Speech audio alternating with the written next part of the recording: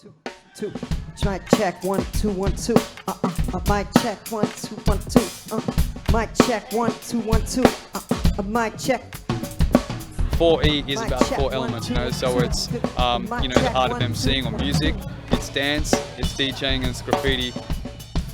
On another tip as well, there have been seminars over the last couple of days. So we've been touching on really important topics within hip hop. So you know, the abuse of power and women not getting a fair treatment in the entertainment industry, depression and the statistics of suicide in the entertainment industry, language and lyricism, stuff like that as well, and the importance of that in hip hop and whether or not it's getting lost with the new wave of that. Why don't we see more women in positions of power?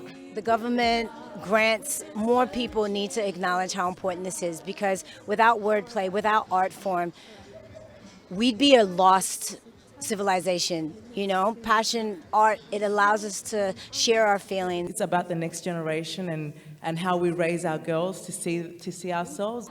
I think 4E is really important because it provides a space for people to come together and just be themselves. 4E is different, or it differentiates itself because it concentrates on hip hop. You know, there's an underlying culture, you know, for it all and what brings it all together. The reason why musicals exist is that when a song comes in a musical, it's the one chance you get to hear the voice of the soul of the character. This festival holds a special place in my heart because I know what it represents, and I know how important it is. I always think about the purpose of a song. So like I'm writing a song, the question I ask myself is, what's this for? The ones that do get through and do get the right backing and do get heard and get on the right platforms cut through. Expression without judgment. Speak whatever you feel inclined to speak, and speak it to people who are keen to listen. We can waste years working like slaves to save money. Save enough, pay like a rainy day's coming, but drains will stay flooded. Rather chase some of the game is brain. I'm afraid. Hip hop now is a worldwide thing. It's like, it's not just one race, it's not one religion. So it's very important to have all those people here united into one element, so which is hip hop. Look at me, look at me, look at me now. Making my mother proud as I draw in a crowd. Never back down from anyone because I never gave up. From living in a I truly felt like if I could do it, you could do it. And I really believe in the power of youth, because you guys have that energy and that, you know, you got nothing to lose right now. Finding information and learning and good general music-based vibes. I think we are looking for meaningful kind of moments. The success is very different for different people. Just sharing and just being honest and vulnerable and connecting is a form of healing in itself. What it's essentially about is being in community with one another. And the space of art and the space of whether it's dancing or singing or whatever it is, like it has to be linked to what's inside. Yes, this has definitely impacted my confidence, and my confidence level's just gone so hard. The beauty of hip hop is that it's unique, right? And so it's you. It's hip-hop on its best behaviour, really.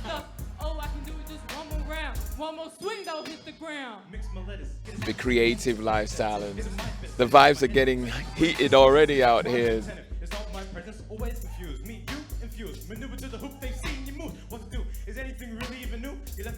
DJ, dance, MC, graffiti. A lot of the times it gets misrepresented. This is a good place to get re-educated.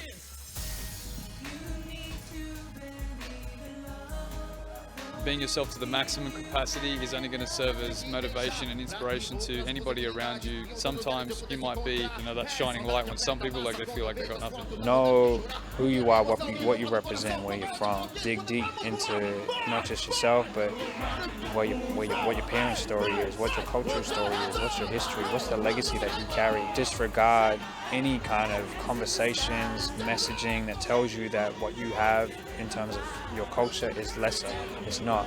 It's great. It's the best for you to be able to inherit that. Take away all the clothing, the makeup, the hair, everything. It's like you're pretty much the same person. And when you live that, you free yourself.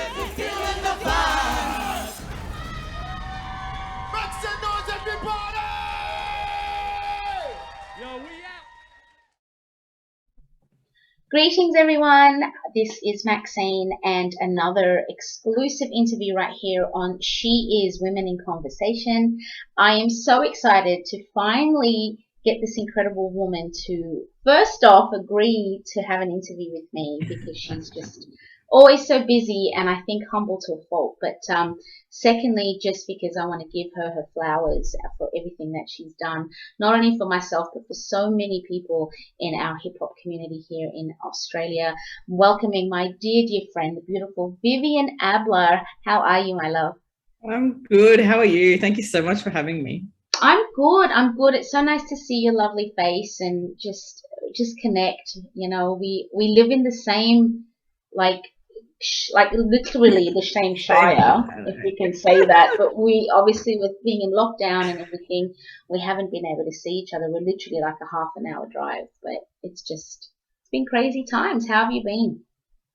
Yeah, good. Look, obviously, you know, it's been up and down and taking it one day at a time, but we can't complain, making the most out of a shitty situation and just doing whatever we can. I'm very lucky, you know, that where I am close by water, close to nature. And I think that's been personally my saving grace to kind of getting through the last couple of months. So yeah, absolutely. Yeah. Like we were talking before, you know, we sort of launched into this. Where we do live, we are very blessed to be near bodies of water where we can just go and get a little bit of me time, escape, and you know, just recharge. So I'm very grateful for all of that. But you know, like I've been talking to a lot of people during this lockdown time, a lot of artists and, you know, creatives. It's been a really interesting time for a lot of us, and for our entertainment industry here in Australia. Man, we've taken some major blows. Yes.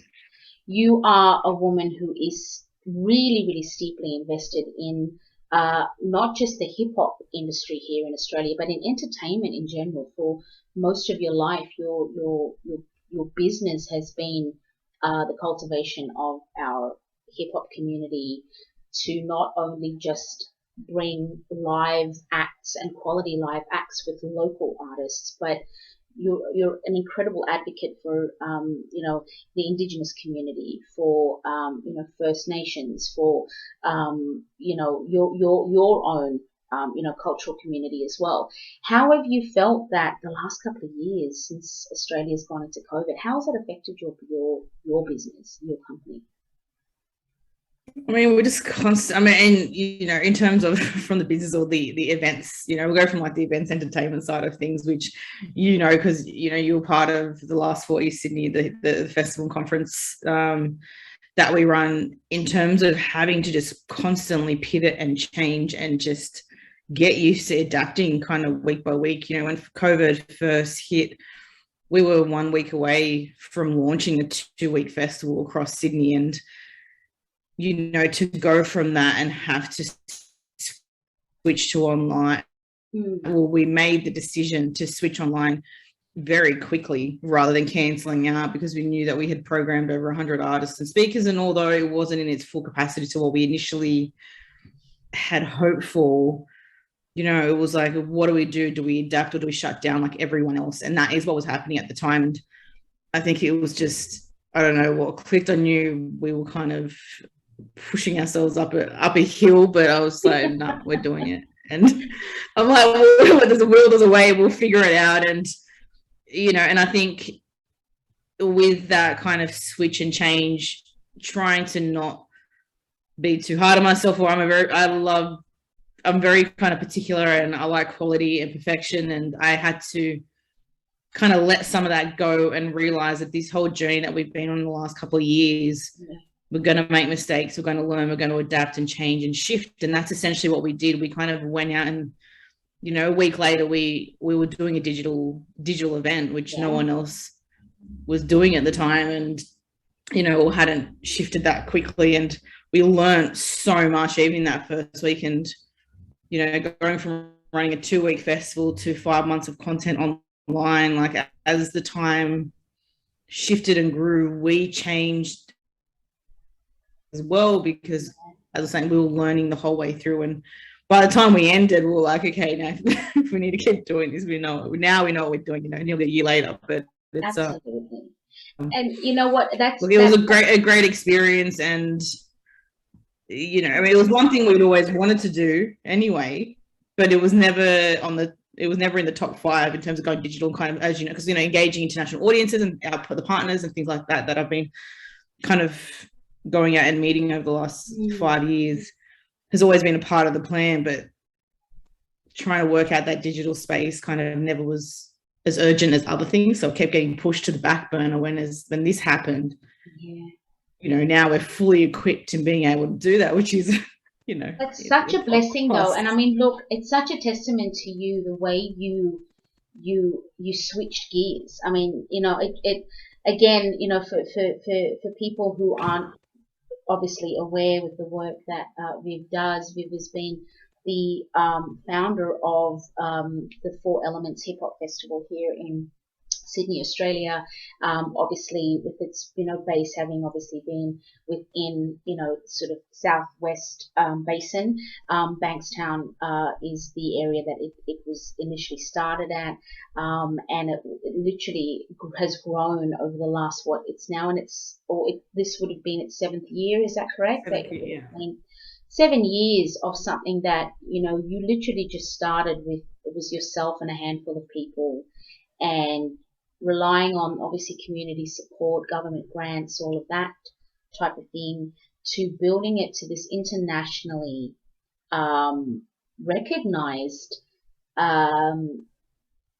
hip-hop fueled festival that supports local artists from here, there, and everywhere. People were traveling from interstate to come into this festival. You had guest artists from the US and from all over the world flying in, you know, for the actual festival. Just to see what you've done, and I'm so proud that for, you know, the last maybe 3 or 4 years I've been involved with it as a, you know, mediator, obviously, with the digital conference, and just being in the background helping you in whichever capacity I can has been such an honor, because Australia has never really had something like this, and you did it. So if we can just maybe talk a little bit about what made you decide to create 4E? Was it because there's obviously there was nothing ever really like this? And what sustained you throughout the years? Because it hasn't been easy, and you've done it literally on your own. I think it was an idea that came to me a long time ago as a teenager, in terms of my own personal journey here and struggling to kind of fit in, and, you know, just trying to find and create a space to simply just be. And, you know, I'm Lebanese background. I grew up in the Shire, the Southern Shire, for those that don't know, is predominantly kind of white. Yes. We share Australian that and yes. Yeah. South African over here, and I'm feeling like you stick out in the Shire. Yeah. Yes. You know, and I grew up being told that I don't belong here, that I'm not from here, and being born here, and this place being all I knew, that it messed with my head. You know, and if someone asks you like, "Oh, where are you from?" you don't ever say, "Oh, I'm from Australia. I'm Australian." Not that don't know if I really ever want to say that, but, you know, even if you said, "Oh, I'm from here," it's like, "Oh, but where are you really from?" Like, people will keep probing you because you don't look how they look. You know, I spent my teenage years trying to brush the curls out of my hair in the shower, you know, to try and fit in and be whatever it was that they, you know, wanted us to be. And I remember when I was 14, I went to Lebanon for the first time, and then all of a sudden I was Australian. And that messes with you, man. Like, yeah. I mean, obviously I was still like embraced, but I'm like, "Oh, where are you?" You know, obviously you're from Australia, so, you know, it's very different. So it's like, okay, I'm in Australia, I'm from Lebanon. When I'm in Lebanon, I'm from Australia.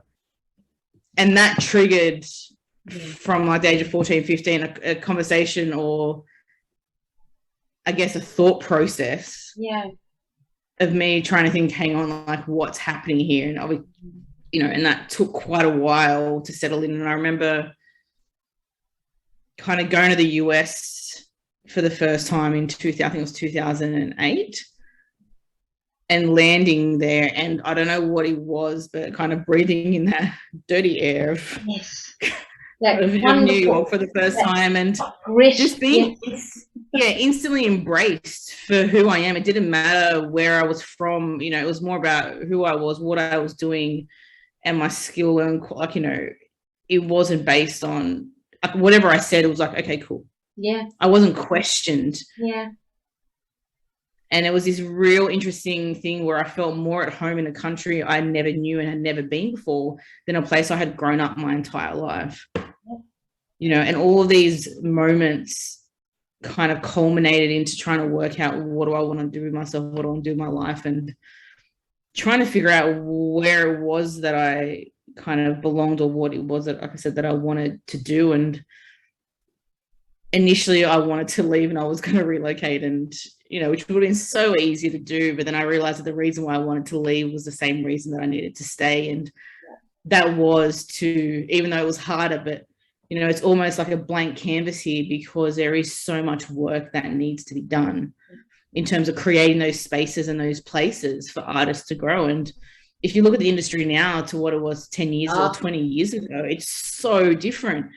And I'm so blessed to be here and to see it. And I get really emotional when I get into it, because that's the biggest thing that for me personally, that I've noticed in terms of change, apart from it's a real colorful kind of place to be in at the moment, even though there's still much to kind of still do. But the biggest shift that I've seen is people being proud of who they are, where they're from, whether that's their postcode or whether that's their culture. Yeah.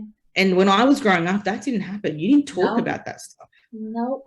And we always looked to the US for, they were always the champions for us to look towards in terms of how they were living out their hip hop dreams and how they were navigating it. And so we looked to them all the time, but knowing we had it here, but how did we launch it? So it's what you've said is just really resonated with me so much, in terms of you could have gone over to the States so easily. And I had a similar experience to you, like a few years earlier to that. I was in New York 2000, and I was literally being offered jobs like, you need to come here and you can head up this A&R and you can do that.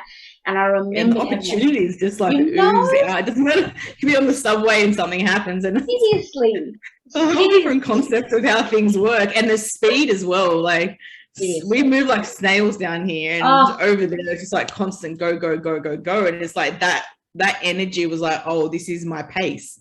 That's it. You know, it was. But then did you find when you came back home, obviously armed with that knowledge of, it's got to be done here, like this is where the work's got to be done. I was told so many times by so many people, you know, don't come here and be another number. Go back home and you know, create the space, like you've just said, that you're wanting, because you've got the tools. Did you come back with that pace, that fire, that I got to move faster, because you knew that was what it was that it took to make it happen? Or how did you come back armed with that information to start here in a place that had no ground for it?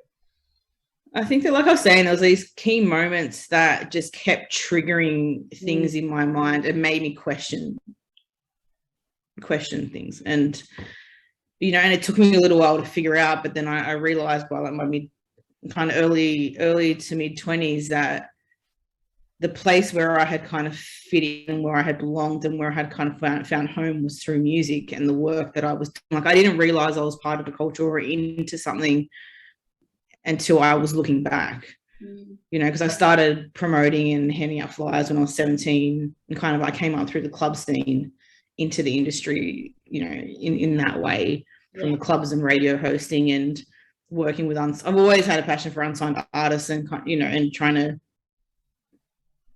just, you know, create as many opportunities and explore and discover as much as possible. And I think when I realized that for myself, I was like, oh, hang on, if this is where I'm feeling, you know, that was my new home. And if music is my home and hip hop culture is where I'm finding myself, you know, that's who took me in when no one else around me did. And so the idea, I guess, and the concept and the thought process behind something like 4E was that even if it's for one day, for 1 hour, for one moment, doesn't matter who you are, where you're from, you can come in and you leave your shit at the door. You know, and that's from a community standpoint, but also from the artist standpoint in terms of different crews who don't normally interact with each other. And, you know, and we have I think it's one of the only places where you find all the elements kind of in that one space. And it's about coming together and just celebrating the culture, celebrating the art form, you know, and just all out good vibes. And, you know, it's a place you can bring your kids and chill out for the day and, you know, just be reminded that you're just human, you know, and that was it's in its simplest form. Is that's all it's about, is about just simply being. Absolutely.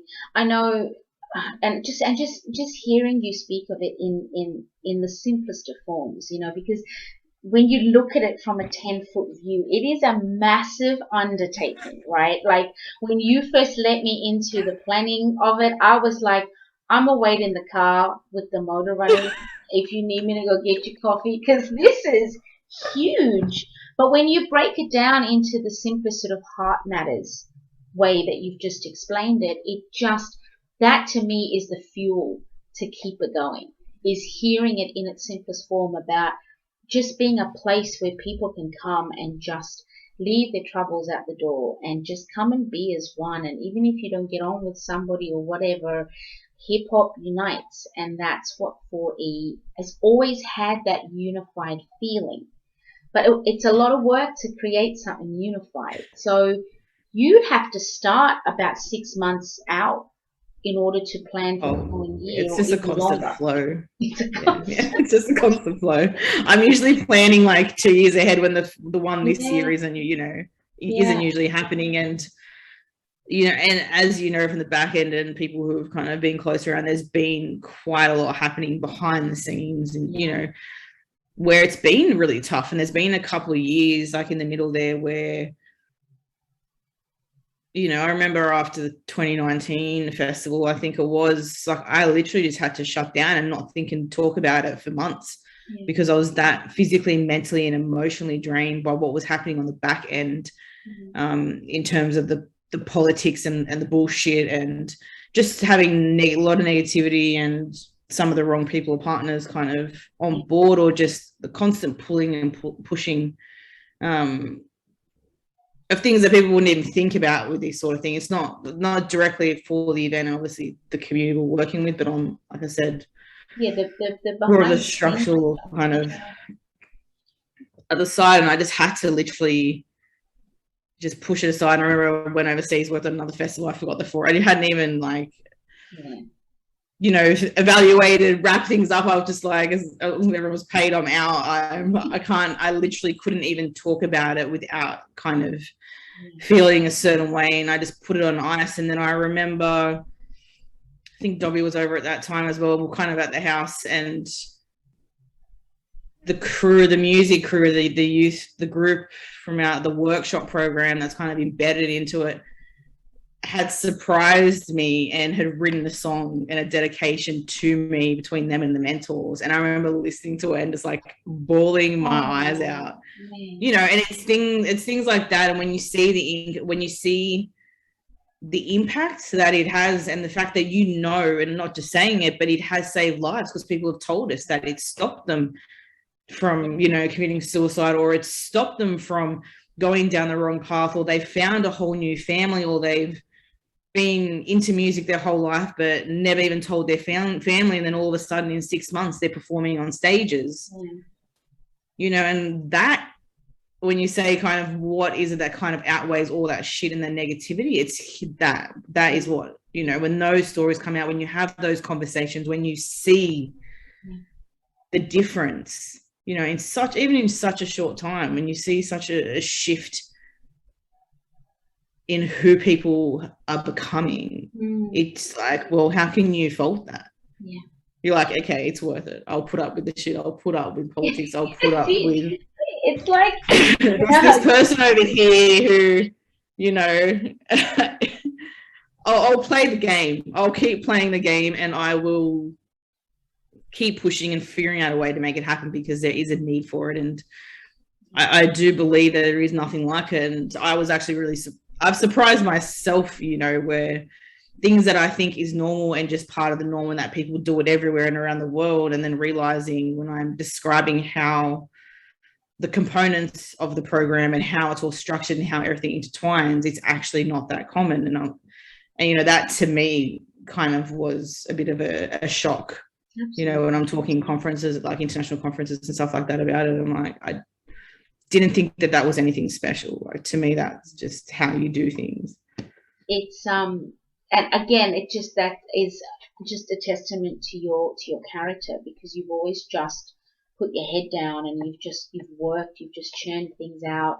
You don't know how it happens, but it just does, and you're there until the wee hours of the morning, you know, writing out your grants, you know, putting in submissions for this, and, you know, editing this and changing that. And if somebody lets you down, it's, what do? I'll just take it on board. And you've really, you know, and for a long time, whenever I've spoken to you, I've always said, you need to talk about your story. You need to share exactly what it is you've done, because people don't know. I think they look at, especially entrepreneurs, I think they looked at and they assume that there's a team of people behind you. I mean, there are initially, but the core of everything is from in here for you.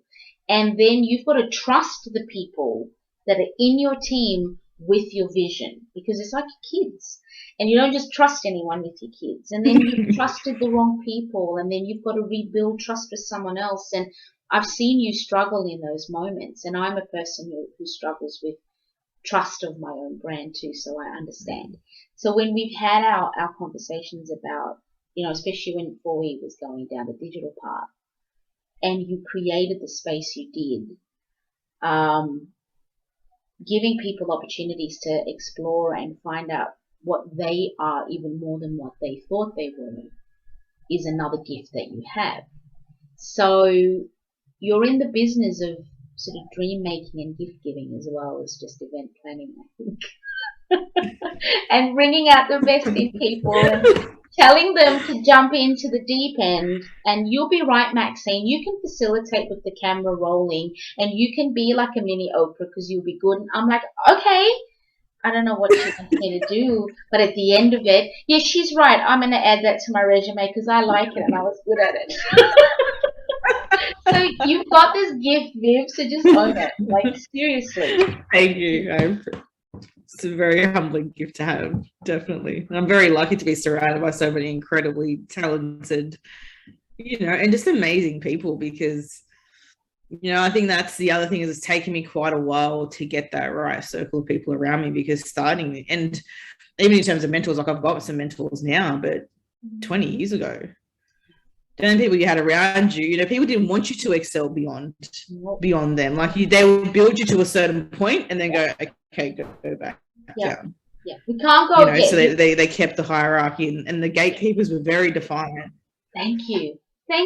Absolutely, you couldn't go any higher. You had to only be at a certain point, and if there was any kind of threat of overtaking the gatekeepers, woe betide, you know, you'd be slashed right back down. So we've had to create our own paths and our own niches, and thank goodness for our courage in doing so, because I look at what you've done, and I know that this year has been, obviously there's been no 4E this year, but you've excelled in other areas, and we're going to talk about that soon. But I just want to wrap up with 4E.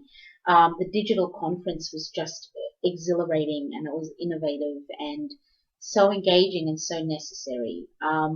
Moving into 2022, what are your thoughts on 4E? Do you have any sort of progression on what's going to happen with that? Can we talk about that? Yeah, definitely. And, you know, we did have a few things planned for this year, and there might still be some at the end of the year, but essentially what we've done this year and what we'll be doing next year is kind of just running a series of kind of smaller, kind of tailored and very kind of special events and programming, so that there is still that constant connection that we have with people, but kind of moving into what we hope is kind of back into a full-fledged festival and conference in 2023. And there's a few big things that we're kind of working on and bubbling on in the background with that. But, you know, we recently collaborated with Black Sound, which was the first, awesome, you know, youth and like First Nations led music conference ever, you know, that came off.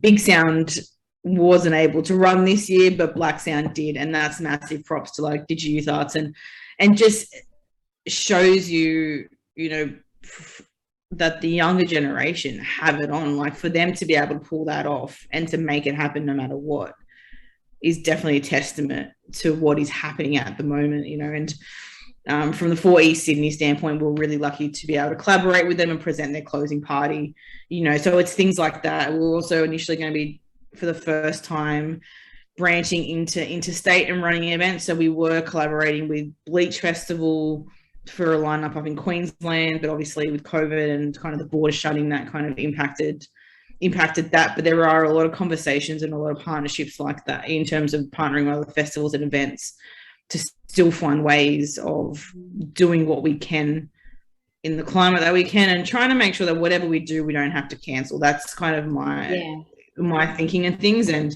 you know, there's a few digital programming that we are looking to kind of release and curate towards the end of the year, hopefully in December, or end of November, and then kind of into early next year. So there's definitely things coming, and we're also collaborating with a lot of artists and things like that, and finding ways and better ways of being able to kind of, one, advocate generally, but two, continually showcase artists and kind of work with a few people on finding just consistent ways throughout the year, even outside of the main festival period.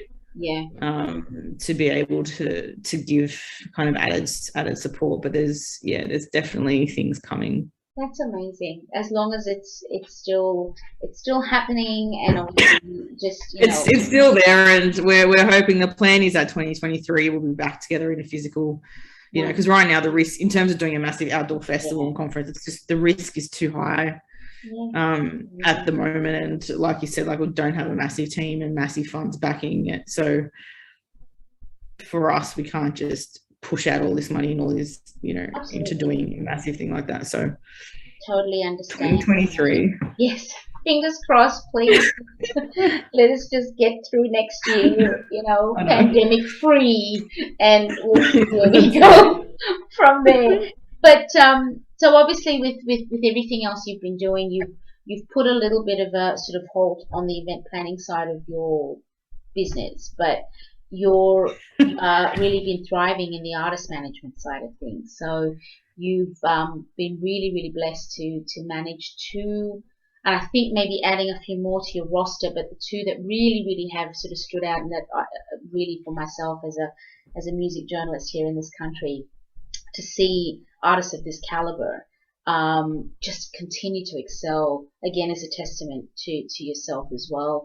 Obviously Dobby, who, you know, if you don't know him, I don't know where you've been, because this young man is just killing the game as he's not just a hip hop artist, he's a musician, he is a one-man show that is unstoppable. You've managed him for a couple of years now, and then obviously the incredible Barker as well. Two incredible Indigenous artists that you've added to your roster, and again, you've obviously got a few more that you're probably working on. What has it been like, just the experience of managing these two incredibly talented people? It's been amazing. Like, what a journey. And I say it to them all the time, like, I'm so humbled and grateful to be working, collaborating with them, because I've learned so much about myself and about the world and about where we are, and through them, and through, you know, through working with them and hearing their music and sharing their stories and just being part of that journey, that, you know, it's given me an insight to a space and a place where I would not otherwise have kind of access to or have seen. And it's really shaped, you know, it's been a contributing factor of who shaped who I am over the last few years. And like, you know, like you said, I've started working with Dobby from 2017, and then recently with Barker in 2020. And it's an interesting thing is both of them, I started working with both of them through 4E.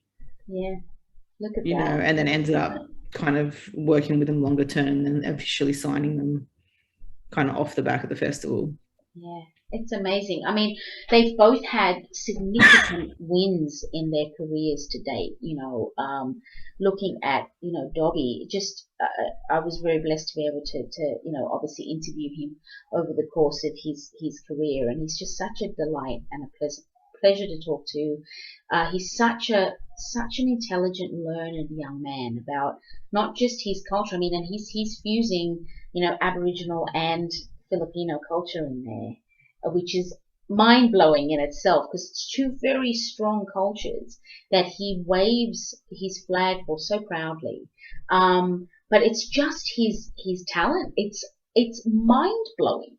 He's a rap fiend, like a lyricist fiend, and then the drumming component of him. I joked with him one day and I said, people aren't ready for you to come on stage. I don't know what they're expecting when he steps on, but he is go to woe from the minute the curtain goes up to when it closes, and he's interactive. Like, you cannot stand still at a Dobby show. So you've toured with him. What's it like being on the road with him and seeing so him? good? It's absolutely, like you're saying, like he's literally just this all encompassing. Like you're saying, there's so much to him, and the amount of kind of talents and skills that he has is just kind of countless. And I'm always surprised. Like, he'll always send something, and I'll be, you think you've heard it or seen it all, and then he'll start with something called, I just bought this gear or this machine or whatever, and then he does, and it's it literally just spins your head around. And touring on the road with him and watching you can watch people's mind get blown while he's on stage, and it's I never get tired of it, because like you said, he'll go from rapping to drumming to his SBDs to the machine pad to playing keys to freaking beatboxing, to whatever it is. Just he's just absolutely insane, and then there's the composing side of things. Kind of grew up from classical and kind of fell in love. Same thing, found his home and kind of connection through hip hop, and then or touch a set of drums, and it was a rap for him. And just seeing the way he's kind of infusing all of that together, he really brings something to the table that you don't find everywhere. And despite the heaviness, another kind of skill I think he has is, despite the heaviness of his lyrics and what he is bringing to you, he still has his way of bringing it to you in a positive, energetic way, in a way that you can kind of consume it. Yes, so important. And it's so important. It's definitely a gift, the way he can bring that joy to someone's life, but sit there talking to you about appropriation and his history and his culture, and bringing really serious topics, and finding that's kind of his way of getting through to people, and hitting people who wouldn't normally be listening to that kind of thing or that kind of content, but they do with him. And because he has that crossover of worlds, we have been able to perform in touring places and venues and to audiences that never ever would have even sat down and listened to a hip-hop show. But because he can, that's it. And he does, that is a very beautiful and a powerful thing. And we've had that conversation a lot about, where do you want to end up? Because you can always preach to the choir, but it's really about getting into those kind of moments where you are talking to an entire audience of non-believers or people who you're going to make uncomfortable, and it's great. Absolutely. I think the last time we spoke, I quoted that saying by the late great John Lewis, Congressman John Lewis, and and he always go and get into good trouble, go make good trouble. And I think that's what our artists are doing today. They're getting into good trouble. They're making people uncomfortable. You got to have these conversations. Dare I say it? And I haven't spoken to this young lady yet, and I hope I will soon. But Barker seems to be a really good conspirator of good trouble. I'm very sure, good segue. our conversation will lead into conversation like that. But what is her energy? What is her spirit like? Because visually, when you hear her and you see her, she is she's fire. So Oh yeah, and look, and again, another way sing from her, but the way she delivers, you can tell that when she's on stage, she's not alone. You know, and she's got that ancestral backing to her, and you have no choice but to listen to her when she speaks.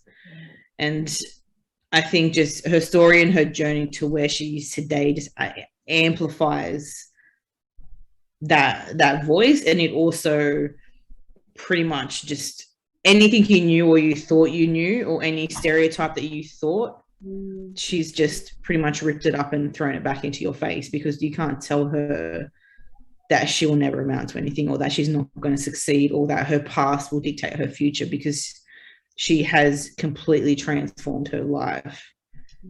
And no one else can take credit for that but her, you know. And yeah, it's just, I think it's a story, kind of the hope and resilience that she has influence and inspire so many people around her. And it's a really, like I said, strong and powerful, you know, thing to be able to do. And I also think that in terms of the hip hop scene, in terms of the rap scene, and the voice and the space that she fills has been needed for so long, that the second she arrived, people were like, done. Like it's just an instant gravitation on all levels, you know, and you can just see the trajectory is just like straight up. There is no kind of gradual, it's literally from 0 to 100. Yeah, it literally has been. And I mean, it's obviously like with most artists, they've been toiling at their craft for many years, but how they are received by the great public, you know, it looks as if they're just overnight successes. And that's how it looked when she first emerged. But she's been doing this for a minute, and like you said, the community has been starved for an artist like her, of her caliber, henceforth the to the moon 100%. Trajectory. So how is she taking it all in? I mean, she's young, she's got this great energy. What are her thoughts? Like, how is she feeling about everything? I mean, she's absolutely loving it, and, you know, super grateful for everything that's been happening, and, you know, just taking time to absorb it all in. Like, you know, obviously everyone has their moments where it's kind of a lot, and we've just been really working together with trying to balance kind of her schedule out, and when there are moments of kind of things hitting that kind of extreme point, you know, pulling back and making sure she has time out. And, you know, for me, it's her and her mental health that is number one. Like, I don't really care about anything, you know, not that I don't care about anything else, but no, I totally understand. If it's going to be between an opportunity or her kind of sanity or her, like, her well-being, I'll always go and pick her well-being over anything. And the other thing is that she has 3 kids, you know, so trying to balance the transition into a career, into a businesswoman, into, you know, running her own kind of company, essentially, because that's her art and her work is a service, and that's what, you know, shifting into that business mind, plus touring, plus making the music, plus managing the family, and trying to stay on top of, you know, her own kind of daily struggles and kind of growth. You know, it's a lot to kind of manage and to take in, but, you know, she's been smashing it. And the growth is, again, like, you know, me and her, I'm very close to her and her family, and her mum and I talk all the time, and we're so proud. And we're talking about it, you know, the other day, about just, you know, comparing just a year ago to now in her own personal growth, and it's insane. And again, it's the same thing. It's like you see the difference. You just see these things happening, and the changes and the light bulb moments, and just the opportunities. It's a real privileged position to be in, isn't it? Where you get definitely, 100%, you know, or be a part of. I always feel so privileged to know, you know, and whoever I speak to, just to have been at the beginning of our industry, and how it felt. And I used to feel uncomfortable sort of stating that, you know, a while ago, again, to sort of go off what you said about, you know, how certain people, or, you know, the perceived gatekeepers would make you feel. Yeah, I think when you own that you've been sort of in the trenches with your community for a long time, it's you really kind of grow with them, and that's how it feels for me, being in the hip hop industry for 20 plus years now. When I hear somebody like yourself talking about what it is that you've done, and knowing how proud you are of it, knowing the hard work you've done, and watching you in those trenches, building yourself up to where you are today, and knowing that there's still so much more to come. It's such a privilege, and it's not something I take lightly at all. So in saying that, and obviously, you know, drawing to a close soon, where do you see Vyva Entertainment in the next few months? What's your ideal plan, if in a utopic world plans went to schedule? What would be Viv's dream 12 months? Well, we've actually got quite, you know, it's really funny that, like you say, my roster's kind of doubled in the last year, and this year I was like, I'm going to put the kind of the event stuff on hold and just focus on the artist management to kind of get on top of things, not planning to add anyone else. But the second my sole focus went to artist management, it just all of a sudden appeared. And we joke around a lot, especially with kind of Dobby and Barker, but with all of it, it's like it's like I've adopted new kids, and they've adopted me, like, you know, they came and they never left. And it's just, you know, we're very family orientated and joke around and talk a lot of kind of random stuff. And, you know, and I've been really lucky this year to be also working with Emily Warrimar, Anya Terrell, and Luke Curry Richardson, obviously Luca Lesson as well, in different, like with all the artists in different capacities. And, you know, with all of the artists that I'm currently working with, there's a lot of music about to get released. Like Barker's gonna she's released King Brown, the first track of her EP, but the whole EP's not far gone. And Dobby's got a couple, Warunga River Story, which is another incredible project that he's been working on. There's been a bit of a delay with that, so now we're releasing a few singles before that's going to drop. So within the next year, there's going to be quite a lot of music out from all the artists, because they're all in the studio and they're all working on kind of albums, singles, EPs, and projects, which is really exciting. So from our end, from the artist side, that's kind of where everyone's focused in, plus obviously tour, like trying to revamp up the touring side. Like those conversations are now starting to happen, like when you talk to all the agents, and there's hope at the end of the tunnel now in terms of live touring. But yeah, definitely a lot of new music, and kind of some digital, like visual content coming out and on its way. And then from the event side, there's a kind of couple of new series that we're working on, to an interview series kind of with Maddie Mills, which we're excited to kind of bring out. And then obviously with 4E, you know, like I said, there's a few things towards the end of the year and early next year. So you're busy, in other words. You've got enough to keep. Even though it's about a quarter of our workload, somehow I've managed to be busier now than I was before, which is the general gist of how things go. And, you know, I can't say anything yet, but there's a lot in the works at the moment as well with Luca. There's a project that we've been working on for almost a decade, and we're this close to really. Don't say anything. We can do. I'm not going to say anything. No one has to wait. I can't contractually. I am zipped to the mouth. But it's really, really exciting, and it's huge. So definitely kind of check in. People can head over to the website. There's kind of all the info on some key projects and stuff that's kind of looming around. But very exciting, my love. You always inspire, and you know, you just you're a workhorse, but you know, it's as are you. As I listen, you know, it takes one and no one, right? Yeah, I know. 2 peas in a pod, I'd say. Absolutely. But it's such an honor to know you, to call you a friend, to work with you, and to just see everything that you're creating. It's just beyond inspiring. Before I say goodbye to you, I'd just love to ask you if you know, there was any advice that you could give to any any women out there that are watching, that are, maybe wanting to get into event planning, wanting to get into artist management or into the type of business that it is you do, what advice would you give to them? Just do it. Stop just don't overthink it. Just do it. It's, and there's so many times where like, oh, I'm not ready to do this, or I'll keep putting things off. But the reality is you're never 100% ready, and you just go for it. And apart from just doing it, it's like when you're going through shit, keep going. It's kind of one of my favorite kind of favorite things. You don't want to sit in it. Just don't stop. Thank you, my love. Thank you. No worries. Thank you. And keep doing what you do, and we will see each other before too long, no doubt. Fingers crossed. Definitely. Thanks, Viv.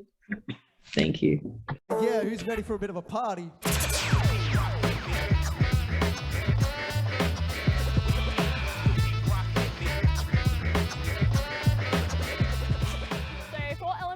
Is a hip-hop festival based in Bankstown in Western Sydney, which is the home of hip-hop, and it is a free event that showcases hip-hop music, breakdancing, graffiti, DJing. They're introducing me to a new style of hip-hop. It starts with the young, and this is where it comes from, and this is how it grows. We all gonna do the times, that's the way of life. If we just keep pushing on, we will all be super strong. It just brings everyone together in a good, positive way. Yeah, we need more of it to inspire the young generation in all art forms, whether it's graffiti or dancing, rapping. Think for yourself, young child. Good friends will come into your life and have you so inspired with creativity. This year feels like a real landmark moment in the history of Four Elements. It's such a good vibe. It's good to see generations coming together. You got the old and the new, and that's a rare occurrence. So hip hop, Four Elements bring in people together. And I can feel it bubbling. Can you feel it too? Connected to the pendulum of energy. Every time I pick up my phone, I hope to see reflections of you over my home. This is the future of hip-hop. This is the future of hip-hop. Hip-hop itself, it comes from marginalized communities that are like tight-knit like this. Like the future is happening right now for hip-hop in Australia. I personally believe like suddenly there's so many eyes on Sydney and this is where it's at. You wasted the wave of charity. Never know what he got. Take it up to the singer. Click, clap, click, clap.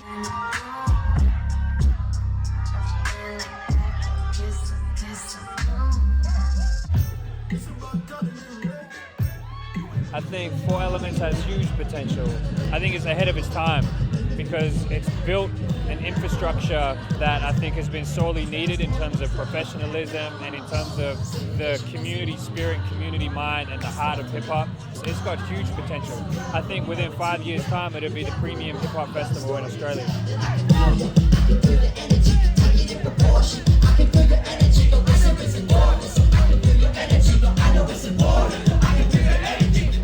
Four E's community. 4E is knowledge, it's creation, it's game changers, it's alternative thinkers, it's a phenomenon and it's a political movement, and it's unstoppable. 4E is the future, man.